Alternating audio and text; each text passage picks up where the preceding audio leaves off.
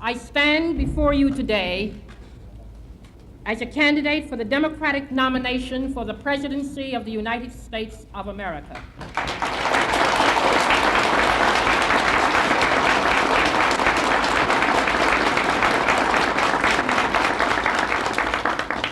I am not the candidate of Black America, although I am Black and proud.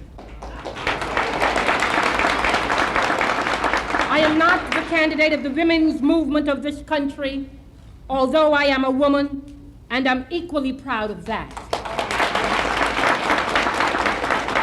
I am not the candidate of any political bosses or fat cats or special interests. I stand here now without endorsements from many big-name politicians or celebrities or any other kind of prop. I do not intend to offer to you the tired and glib cliches which for too long have been an accepted part of our political life. I am the candidate of the people of America. For the first 2 to 3 months, I was miserable. The gentleman did not pay me any mind at all. When I would go to the lunchroom to eat, they would not sit at the same table as I did because I was a black woman. It was horrible. There was a little dining room beneath the house, the floor of the house, and that was the place where we could go to get a bite if we were going to have a long day. And I did not know that in that dining room the tables were designated to the different delegations. There was a table for New York, a table for Alabama, a table for... And I went one day to go down and sit at the table. Well, I sat at a table because nobody was sitting there. 10 chairs to the table. And I ordered my lunch. I was very hungry that day. And I got dessert and salads and a little bit of everything put on the table. And I always took the New York Times and read it while I was eating because nobody would sit by me.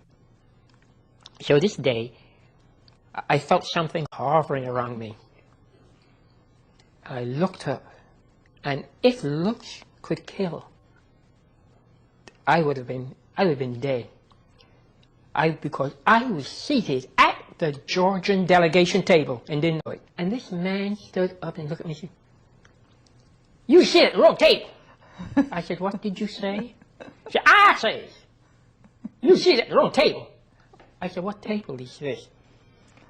"Yeah, your delegation."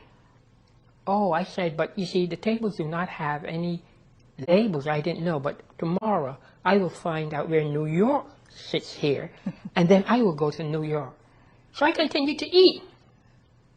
And he continued, "I said, you sit at the Georgian delegation table." And I said, "I said, if you don't move from here, I will so and so and so." But then I began to feel sorry for him because he was hungry. And I decided to use a different psychological approach. And I said, "You're hungry, aren't you?" And it's the first time he gave me a smile because I was nice to him. I said, "You're hungry." He said, "Sure, I'm hungry." I said, "I know what your problem is. Your problem is you cannot sit at this table because a black person is seated at the table. Is that right?" He said, "Yeah." I said, "I am going to help you. You see that table over there? There's a table diagonally across from the table where I was sitting, and there's nobody at it."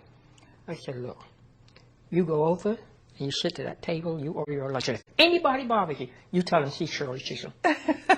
I thought this would embarrass him, but it did not. This was the funniest thing to me. It did not embarrass him. He went right over to the table, and he sat, and he sat down.